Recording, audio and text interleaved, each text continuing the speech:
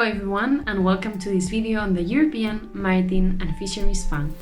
Today we will be talking about marine litter.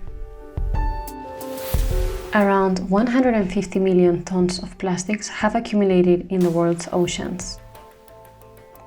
Every minute, one truck of garbage is dumped into our seas. Following this path, in 2050 there could be more plastics than fish in the ocean. This not only has dramatic effects on the environment. Marine litter costs the EU up to 695 million a year, affecting many economic sectors.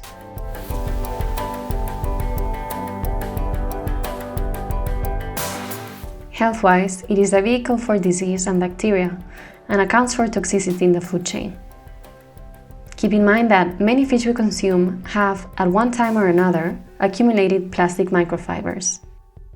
So, what is the role of the European Maritime and Fisheries Fund in tackling such a problem? Fishing and aquaculture are important economic sectors that contribute to the blue economy. However, lost or disposed gears account for 27% of all marine litter. To address this, the European Maritime and Fisheries Fund supports projects that come up with innovative solutions to marine sea-based litter. Through prevention, mapping, collection, and recycling of marine litter originating from fishing and aquaculture. At the same time, the projects support education and awareness on the topic. Currently, European Maritime Fisheries funded projects have come up with ingenious ways of converting waste into resource. For example, creating fuel for vessels, new equipment for fisheries and aquaculture, or high-quality textile for clothes. They also have developed new digital solutions, such as tagging devices to avoid unintended loss of gears from fishing activities.